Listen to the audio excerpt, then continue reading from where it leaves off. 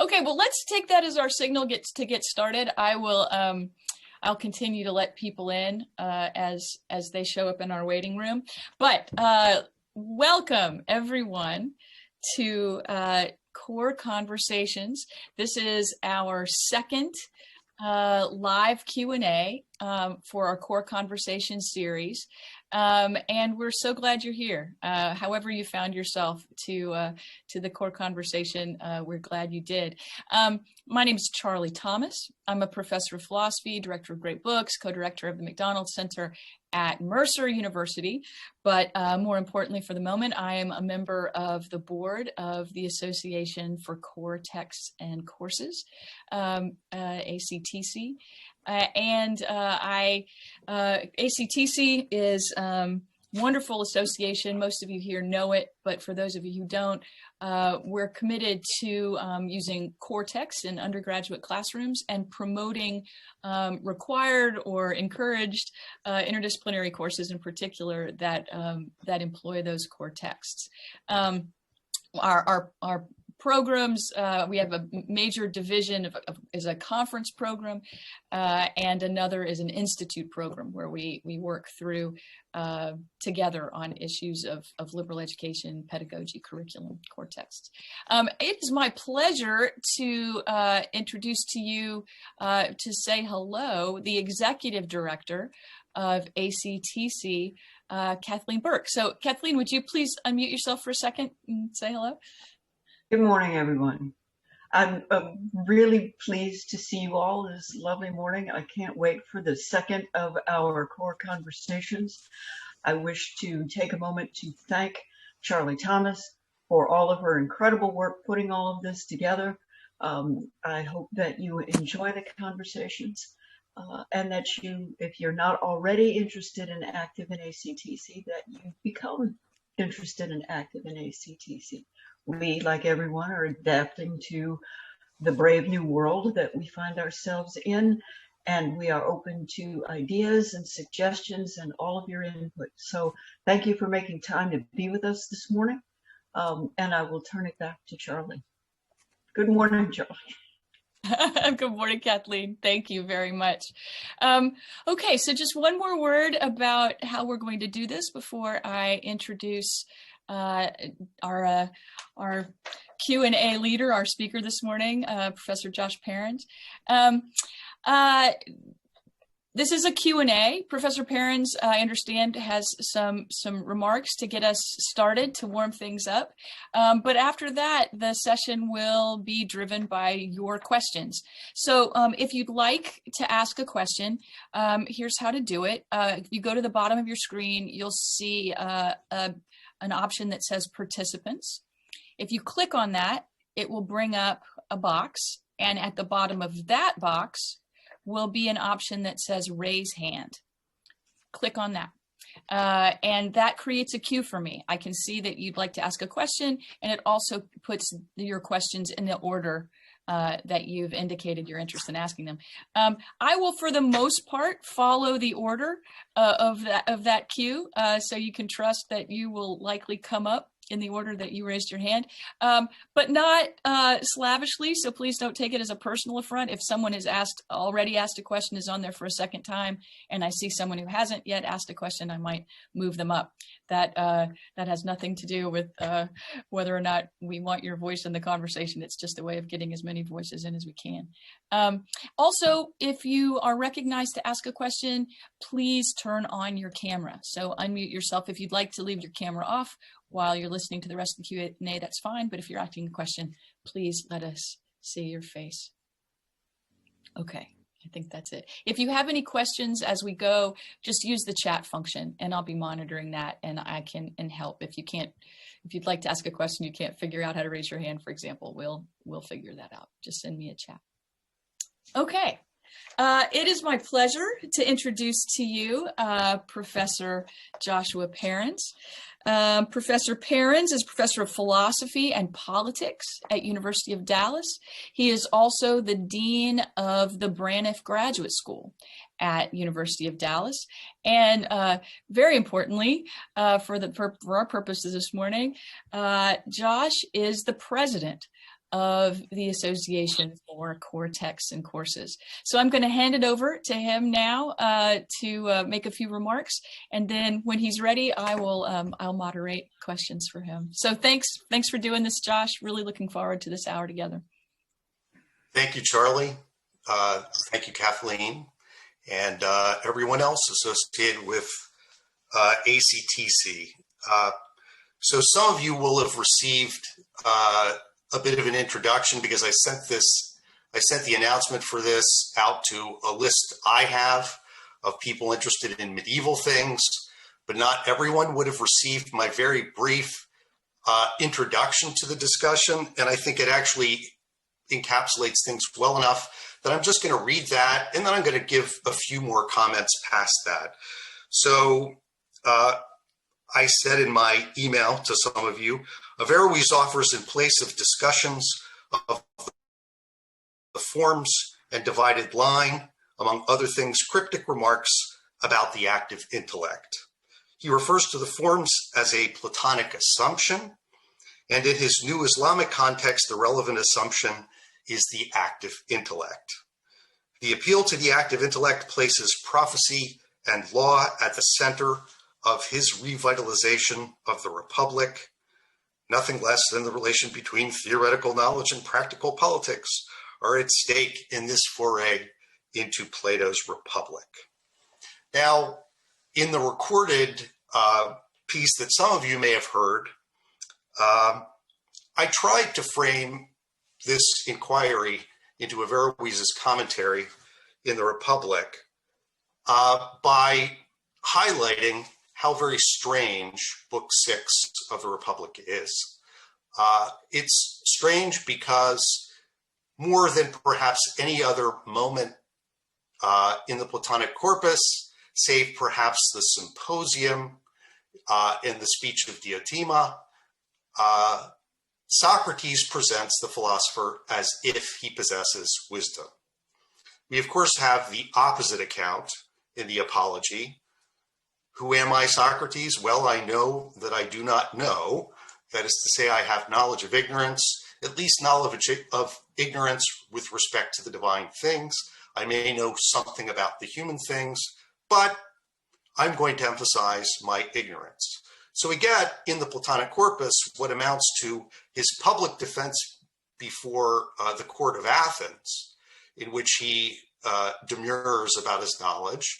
And then we have the Republic, in which he seems to claim full possession of knowledge, or at least for the purposes of the argument of the Republic, if we're to believe that a philosopher should rule, we would sure hope that he possessed knowledge of all things that would justify the claim that he should rule and no one else should. In the passages that I've given you, and at this moment I'm going to actually just start, I'm going to share my screen. In the second passage,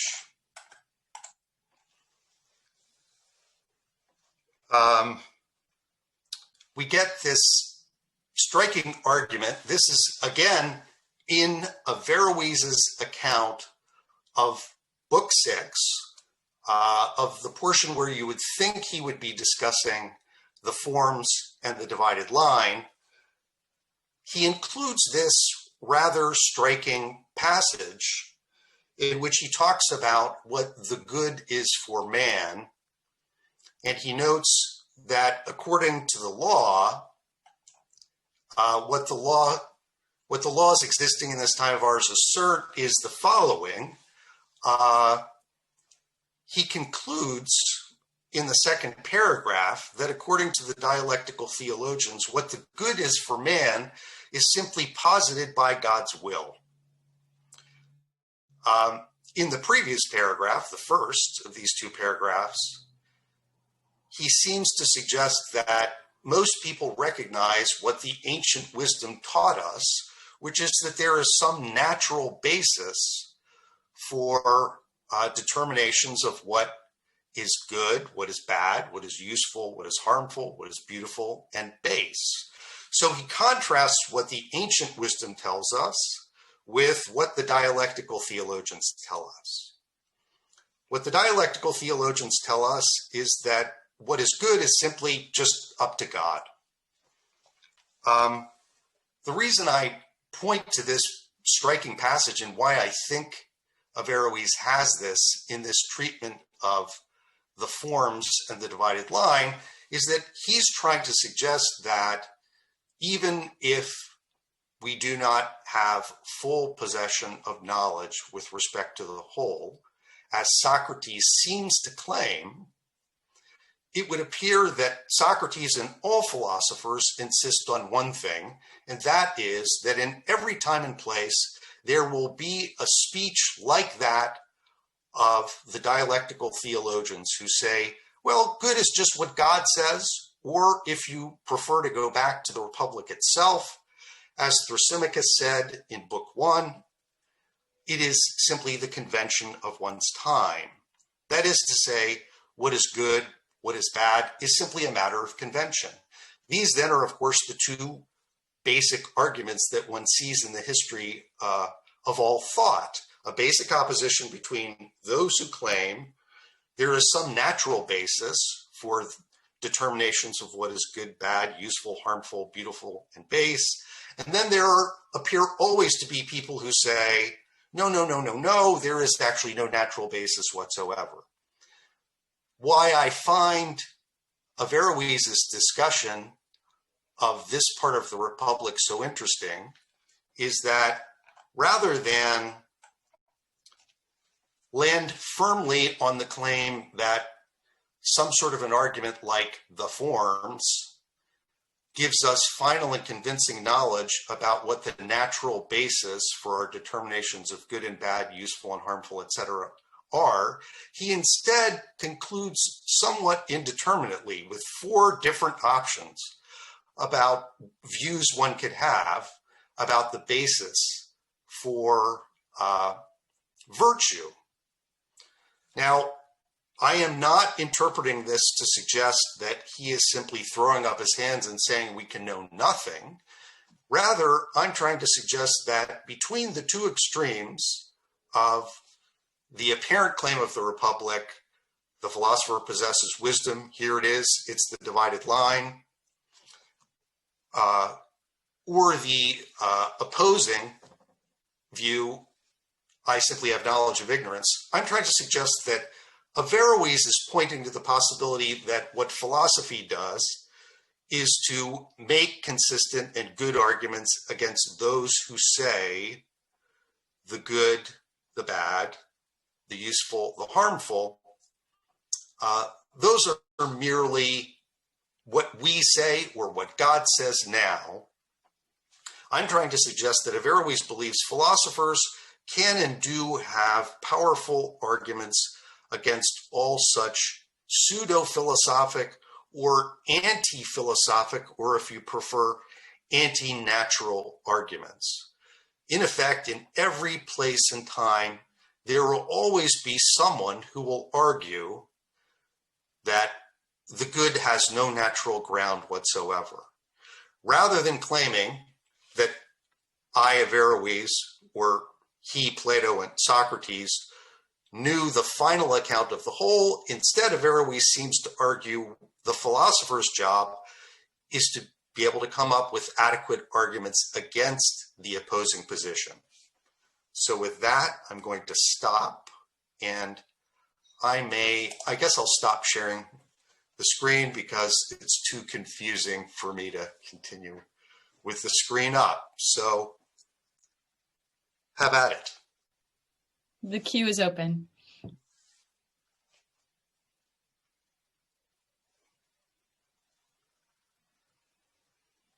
Emma, please unmute. Thank you, Josh. It's not an easy story. I really had to listen very carefully, but I really appreciate it, and also because I try to teach a little bit of Averroes, but again, it's not easy, and it's good to hear the expert on it. I have a little bit of a clarifying question, because it seems that Averroes seems to, in your reading, seems to juxtaposition nature, not just with, well, I don't know, I guess the sort of nihilism of Thrasymachus, but also with meta-nature, if I can call it that, with the forms. Because you seem to say that, well, some of these dialectical theologians, for example, in a way are maybe too Platonic in the sense that they postulate God's will as something now I'm actually mixing things up. But maybe if I can backtrack a little bit, is not Averroes downplaying Plato's understanding that we participate in the good?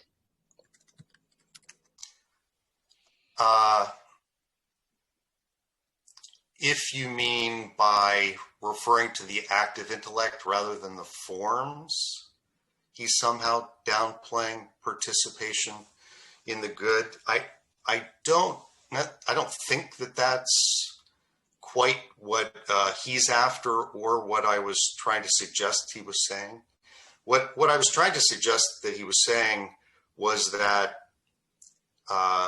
by referring to the forms as Plato's assumption and slotting in immediately after that the active intellect, the argument seems to be that the active intellect is playing the role in our new Islamic setting that the forms played in his. Now, to support that, Averroes omits not only an account of the forms in the divided line, but as it happens, he omits Book 10 as well, which is to say the account of the immortality of the soul. He says he omits it because it suggests that one ought to be virtuous in order to achieve immortality as a reward. And, we don't want to do that because that would turn virtue into a means to something else, which of course we all know that's one of the reasons that was held in reserve. But anyway, my point is that I find it amazingly striking that Averroes would treat the active intellect as playing the equivalent role to the forms. Most of us in studying Plato have been led to believe that the forms are somehow the central theoretical claim of Socrates. Is he really suggesting that as Averroes, that the active intellect has comparable centrality? So I tried to piece together what justification he might have for that. And what I started to realize was not only is there this common thread with respect to immortality, but the argument that he makes about the philosopher king, if I might actually just temporarily share my screen and go back to the first passage. So in this first passage, he's talking about the suggestion that the philosopher should be king because he possesses all of these virtues and forms of science. And since he's philosopher and king, that also ultimately means that he's the lawgiver. He then goes on to say, well, let's determine whether he should also be prophet. It turns out that he can't say that it's necessary that he be prophet, but it's at least clear that it would be preferable that he should be prophet. What then has just happened? The active intellect ends up being the very core of the teaching about the philosopher king, because the philosopher king is now the lawgiver. And if he's to be the lawgiver, he must be able to receive the law as revelation to his intellect, as the philosophers have argued. So it turns out that the active intellect plays this absolutely central role because of the way in which Averroes is expanding the conception of the philosopher king to encompass the lawgiver. The key mistake that we must not make, that the dialectical theologians make, is to think that to say the philosopher king is the prophet, is to suggest that God simply drops revelation into his mind without the mediation of the mind of the philosopher. On the contrary, God must pass this through the active intellect, and then it is given to our intellect, which is to say, the law is not simply the posit of God. To try to reframe the whole argument in more familiar terms from the Euthyphro, the real opposition is between the claim, well, there is a natural basis for things like piety and justice, namely the forms. Remember, the alternative to that was that it was simply what the gods posited. This is exactly the same thing that's playing out here. What Averroes is suggesting is that the dialectical theologians lead us to believe something like what Euthyphro believed, which was the God just drops it in my head, and that's how I know it. On the contrary, what Averroes is suggesting is the law has a natural ground. The active intellect is simply the metaphor that I use to describe or to make this claim that the good and the bad, the useful and the harmful, have a natural basis.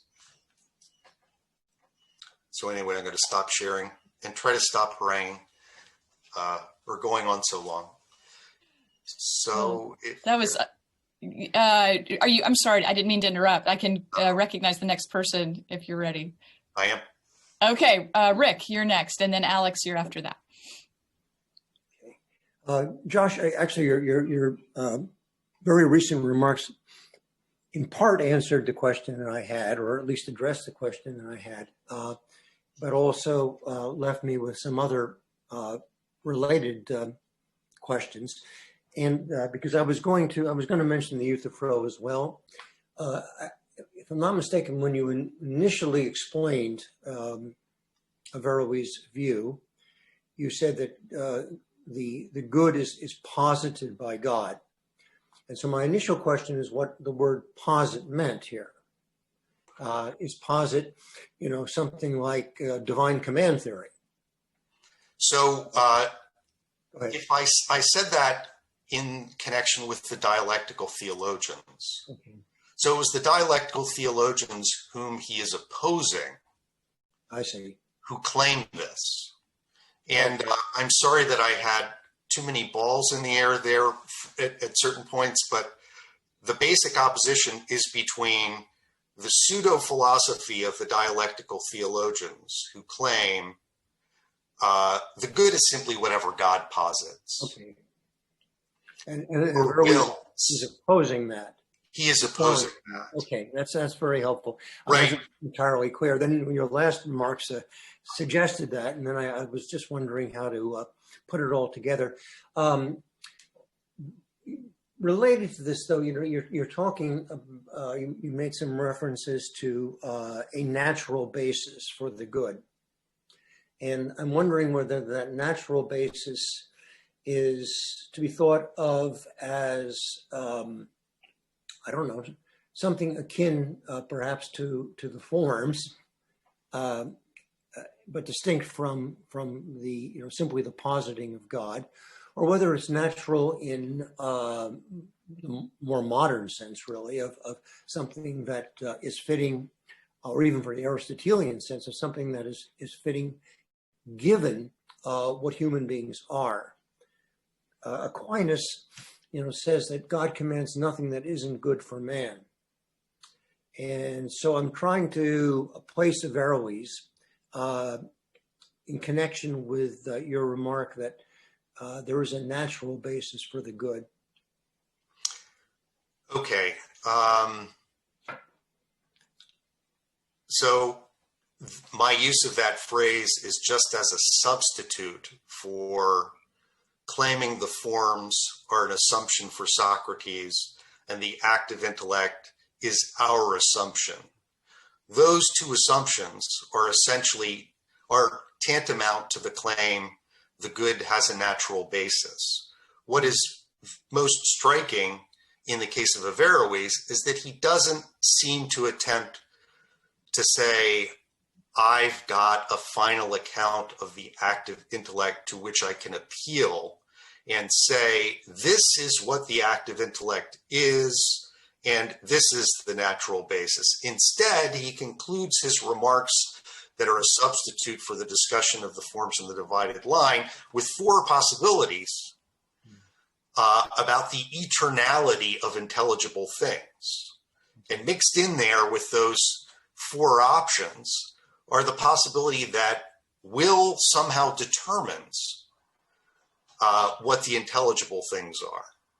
That's actually a kind of bow to the dialectical theologian saying, I haven't yet proven to you that the active intellect exists in the way that the form is thought to exist, the forms are thought to exist. What I'm trying to suggest is Averroes seems to be adopting a far more reserved position than Socrates himself seems to present in the divided line. As we walk away from the divided line, we feel a bit mystified, but we also feel satisfied because we think the philosopher is outside of the cave looking at the sun. Right. Not shying from the sun as we were told to do in the Phaedo, but actually just out there looking right at it, not being blinded.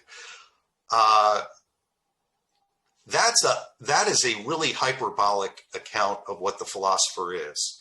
And all that I'm trying to suggest is that Averroes is adopting a more moderate view. And the more moderate view is Socrates is correct about the forms in the following way. It would appear that all human beings divine something about what the good, the beautiful, and the just are. That divination is of something natural, not of something revealed, but of something natural. We all divine it. Philosophers may come up with arguments to prove to us this is what those are. But I think what Averroes is suggesting is that perhaps no philosopher ever has or ever will give us a fully adequate account of the natural basis of these claims. Okay, I have some additional questions, but I'm going to defer because I'm sure other people want to participate in this very interesting conversation. Thanks, Rick. Alex, please unmute yourself. You're next. Hi. Thanks, Josh, for all this. This is really interesting. I guess I'll just pick up where Richard left off. Why is he being so reserved? I mean, I can see how perhaps if he spells it out a little too much, he'd have to start talking about maybe if it's not done by fiat, then it has to be in nature. It seems like the universe is eternal or something like that. That can get him into maybe some. But I mean, he wrote a huge book defending far more dogmatic claims, right, than this more reserved. So why here is he showing this reserve that maybe we could call a little uncharacteristic, at least on certain issues that might upset theologians? Obviously, he shows reserve elsewhere, but it seems like he says much more bold things when he's responding to Ghazali, for example. I think the brief answer is that he can be more frank in this work about the nature of philosophy than he can be in a work in which he's expected to fully elaborate the doctrine. The question is, what is the status of that doctrine when seen from the point of view of the whole of his thought? And I suspect actually we're closer to getting a sense for where he sees such accounts that he gives in other works. Those other works are, in other words, presenting a more doctrinaire account that is intended to supplant that of the dialectical theologians. Here he's being more frank, interestingly, when giving an account of one of the most hyperbolic moments in Plato. So it's an interesting choice of timing, but I think it makes sense mainly because what's in play here is the relation between the theoretical and the practical, which I would argue is actually the highest inquiry in philosophy. The highest inquiry is not theory alone, but the relation between them. So he's, just to clarify, he's being reserved about dogma, but in a way more explicit about his Socratic leanings. Yes. Okay, thank you. Thomas Cleveland, you're up. Please unmute yourself. Hello, thank you. I'm trying to find a way to frame this somewhat broad question as directly as I can. My understanding of your argument is that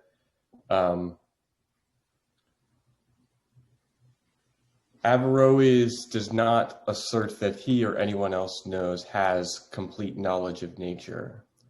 But what is in question is whether it's reasonable to argue or to investigate on the assumption that there is something like nature, as opposed to the view of the world that the Mujikalimun assert exists, where there is no nature.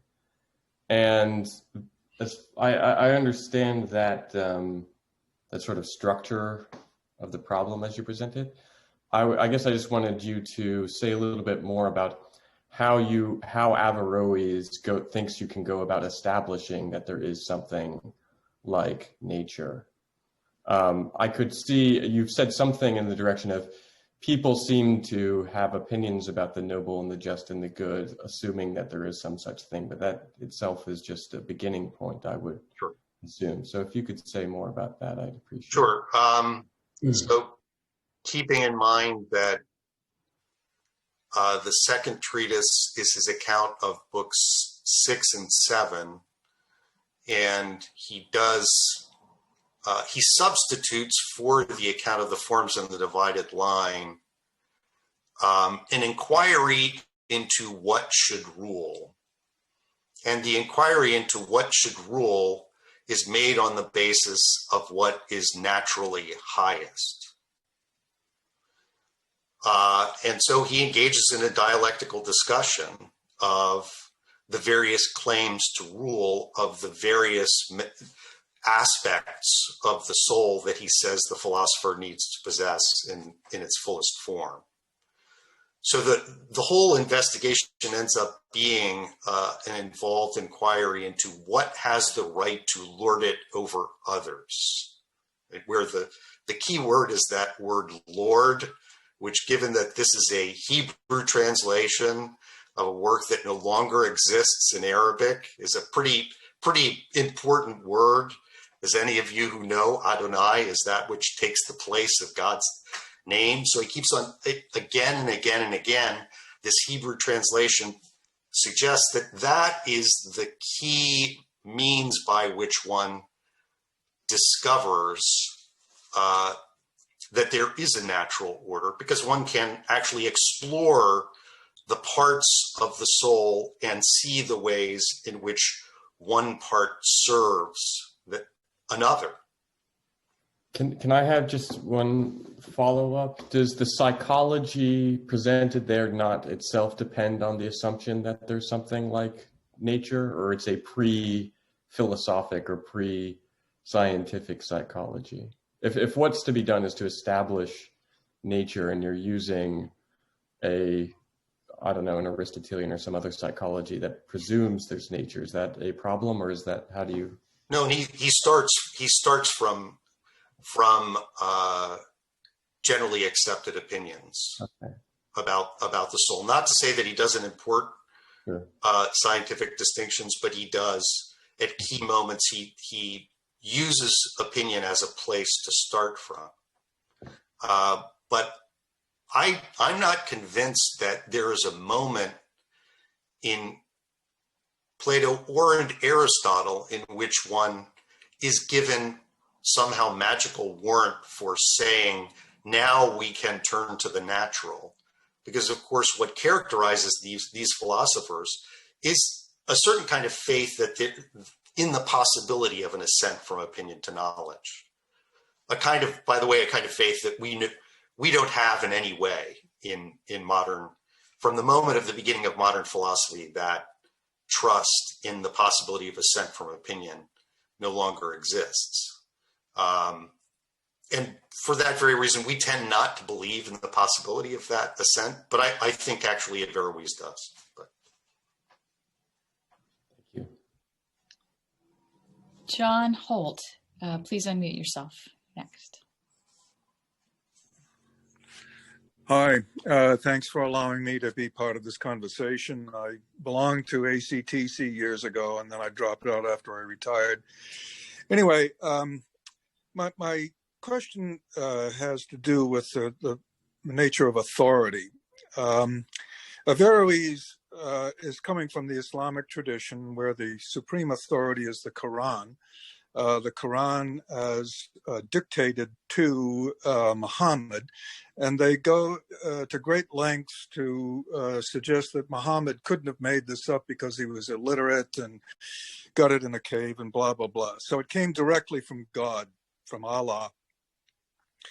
And the philosophers don't have that access.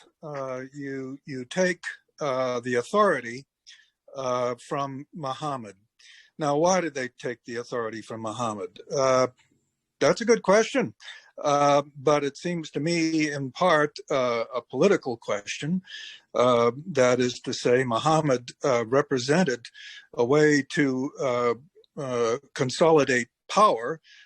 Historically, at the time, the various tribes in Arabia were plundering each other, and there were all kinds of problems and so on, whereas Muhammad comes along with an idea of unity they could all get behind and so on.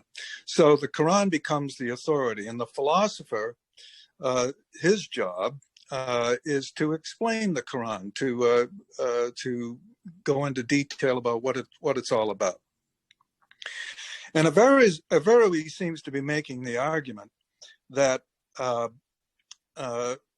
Quran has to be interpreted so that we can understand what Muhammad was saying, or God was saying through Muhammad. And those interpretations require dialectical investigation. So I think he's making a case that authority, from one point of view, can come from a central point. That is an authoritative text coming presumably from God, or authority can come through a process of the active intellect engaging with other active intellects, and that authority comes from a kind of a consensus. So that's my interpretation, or my understanding of what Averroes is trying to get at, that the philosopher's job is to talk with other philosophers and come to a consensus to have a basis of authority for moving forward in human political existence. Okay. John, I guess you voiced two different accounts. One that underscores a certain kind of literalism about the text, and that it was received by an illiterate prophet on the one hand, and on the other hand, that the text requires interpretation, and interpretation of that is agreed upon through consensus. Mm-hmm. The reference to agreed upon through consensus, I think, is a reference to the way in which the ulama, or the learned, were thought to arrive at consensus about what the text means. The main problem I would raise is that Averroes doesn't assent simply to the consensus of a majority of the learned. Mm-hmm. He wants actually to bring philosophic reasoning to bear on the text in interpreting it, within very tightly constrained limits. He's not trying to suggest that everything in the text is open to interpretation. But all I would suggest is that the philosophical position might not depend upon consensus, even though what I have been suggesting is that philosophers give their different doctrines. That may have led you to the suggestion that I was trying to argue that philosophers inquire into things and arrive at consensus, but I don't know that that's important from Averroes' point of view. All I meant to suggest was that it may be that philosophers agree that in different times there might be a more fitting doctrine than at other times. There isn't simply one doctrine that will work in every period, place, and time. Anyway. Good, thanks. Yeah. The queue is open, and so I'm going to jump in. I was really struck, Josh, by this claim you made a few minutes ago, which seems to follow very clearly on some of the other things that you've said. That the highest philosophical activity is not pure theory, but relating theory to practice. And this seems to me to be, at the heart of what you're talking about here. And it makes me want to ask you about the images some of which you've already mentioned, but one of which you haven't yet, because book 6 begins with the ship of state, ends with a divided line, and then of course book 7 begins with the cave, which you've already mentioned. And so I completely agree that this moment where the philosopher looks at the sun is odd and hyperbolic. But of course, I mean, the cave image is an image in motion, and that's it's a perhaps, I mean, of course it's also not entirely specified, but possibly a brief moment, maybe one that is painful and remarkably brief, but that the one who has that moment is compelled to go back down and then come back up again, and it's only after that second ascent that they're qualified to be among those considered as a philosopher king. And so we see this way in which the active intellect, the apprehension of the good, is a part of this process, and not a moment. It is a moment that we can isolate, but in the context of how it's presented, it seems to me to be a mistake to isolate it. It's a part of this up, out of the cave, back down, back up again motion. It's an extremely important moment, but still it's a part of that process. And it seems to me in that way we can connect it really clearly to the image of the ship of state, and which I read as a kind of a question. Can the stargazer be the true pilot? That is, can the one who apprehends, sees the course in the stars, also be the one who can be befriended by the ship owner and take the sailors in hand? And so I just wonder if you speak to the images and the way that maybe they might mitigate against book 6 really, except in that way being a complete outlier, or that hyperbole being inexplicable in some way. Oh, sure. No, that's a very helpful comment. And an important one to keep in mind from Averroes that would be a response to it is he claims at the beginning to leave out book 1, right? So he leaves out book 1, book 10, forms and divided line. Those are the key things he omits. He justifies the omission of book 1 because it's such a dialectical book, which then suggests that he is going to present the rest of the Republic as arriving at scientific conclusions. That's, of course, not the way in which we typically tend to read the Republic. So the claim that I've been trying to make about the hyperbole is really just in keeping with this particular way of looking at the Republic, which tends to abstract from the drama of the work. So I am the first person to acknowledge that, or the last person to deny that the Republic is not, it doesn't leave us finally with the view that the philosopher possesses wisdom. But it does at least try to impress upon Glaucon something of that sense, such that Glaucon might defer to Socrates, defer to the philosopher's right to rule, and therefore himself withdraw from his aspiration to rule.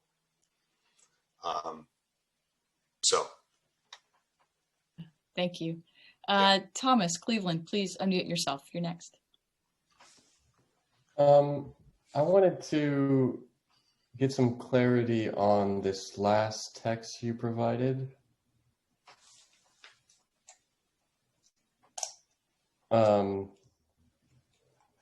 Right, you can bring it up.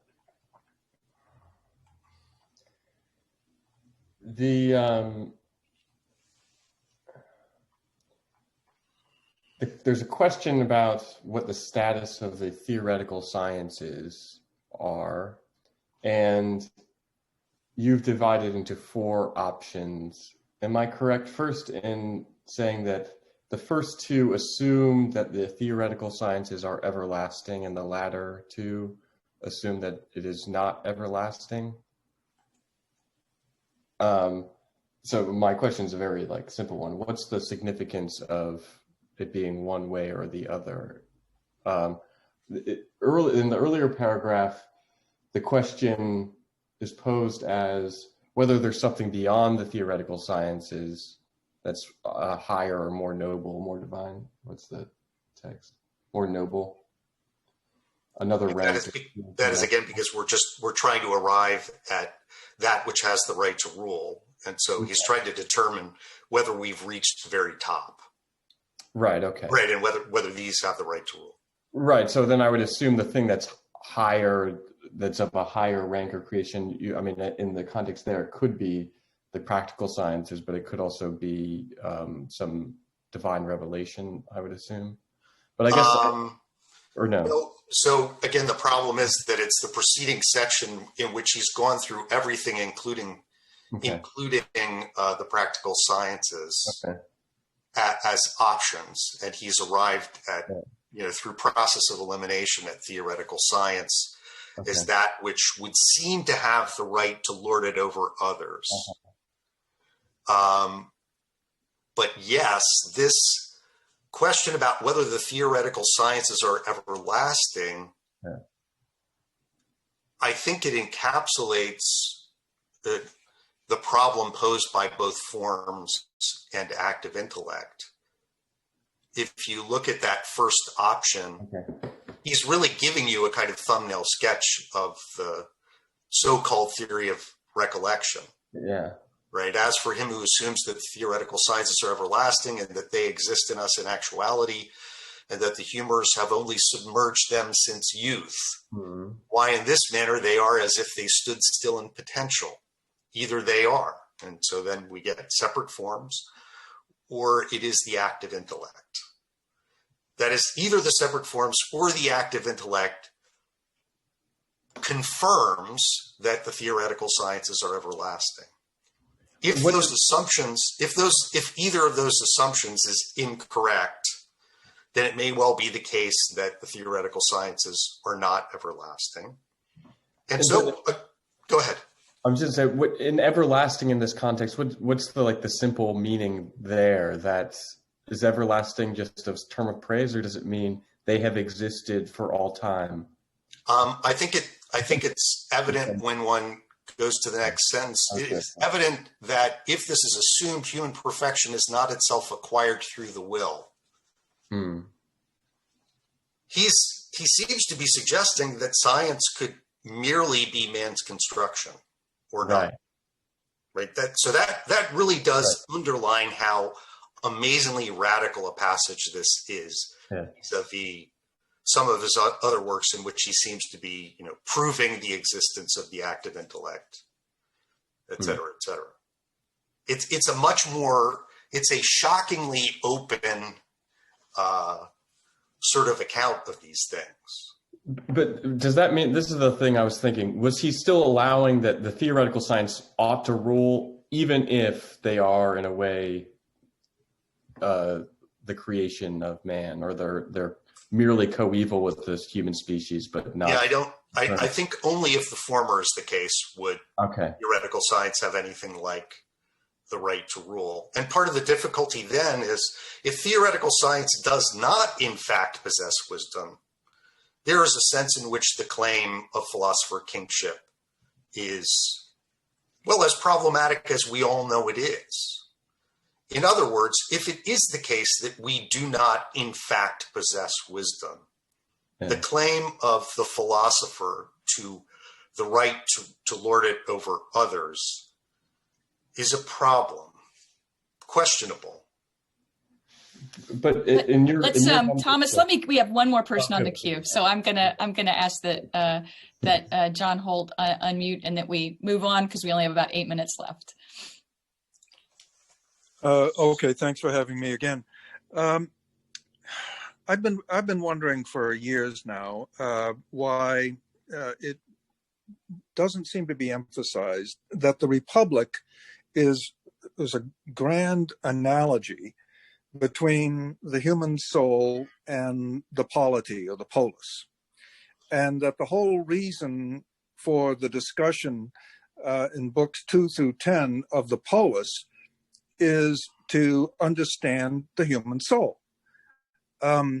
So really, his discussion of the polis, the ideal polis, is simply a very detailed way of getting at the nature of the tripart human soul, the tripart soul that is described beautifully in the where you have a chariot, the charioteer, a white horse, and a black horse, and the white horse. Got a problematic connection. Is thumos, the will with courage, and that the charioteer is reason. Reason is not wisdom, is not Sophia. Reason is logos, and that it never attained to the kind of understanding. I'm just wondering about the relevance of the notion of the Republic as a grand analogy to what Averroes is saying about the philosopher and the philosopher king. Yeah, well, it seems to me actually the analogy of city and soul is actually pretty widely acknowledged as central. I'm not sure that it is accurate to say that the Republic is really for knowing the soul rather than for knowing the city.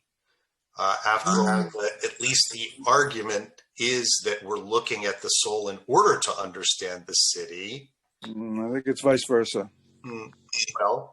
Well, I'll at least put it this way. What we're told is that the account that we're given is the short road, and the long road is much longer. And we are not given that. So we're given an extremely abbreviated account. Some have suggested reasonably that perhaps the entire Platonic corpus is something like that longer road of an inquiry into the soul. Be that as it may, I'm not sure that I have a whole lot of additional light to shed on that based on Averroes. So. Okay. Perhaps with 4 minutes left to go. We have one quick question from Rodolfo Hernandez, but we do only have about 4 minutes to go, so please keep that in mind. Hi, I was wondering about the picture of the philosopher in his relation to the city in the Averroes account now. I mean, I guess the way I thought you laid it out is that you got the sense from the cave and the divided line that the philosopher is a knower, or at least he's always worried about attempting to know. But now maybe he's more of a defender of nature. It's maybe a more social role, more political role. He's the guy that opposes divine will theory and conventionalism. Okay. So is that moving away from the philosopher as knower or sort of solitary, isolated person? Look, all that I was trying to challenge is the widely accepted view that philosophy is tantamount to giving a final theoretical account of the whole. I just have my doubts that ultimately proves to be the primary task of philosophy, mainly because of the limits of our ability to provide it. So that is why I end up trying to make the suggestion that it may be this humbler role of mounting arguments against those who would say there is no natural basis whatsoever for the good, the bad, the useful, the harmful, etc. I think with 1 minute to go, we should probably thank Professor Parens for this wonderful Q&A. Those of you who have not yet watched the Professor Parens recorded remarks, they're available on the ACTC webpage. And anyone who's interested in more information about ACTC, please let us know. I'd be happy to answer questions, but so would our president, Professor Parens, and Kathleen Burke, who spoke to us a minute ago, the executive director of the association. We have another core conversation coming up. Already the recorded half of my conversation with Paige Laws about Margaret Walker's poem For My People is on the ACTC webpage, and her live Q&A will be November 13th at 10 a.m. Eastern Time. So we hope you will join us then and tell your friends. And thank you again, Josh, for this wonderful hour of conversation. Thank you. All right. Take care, everybody. See you soon. Goodbye.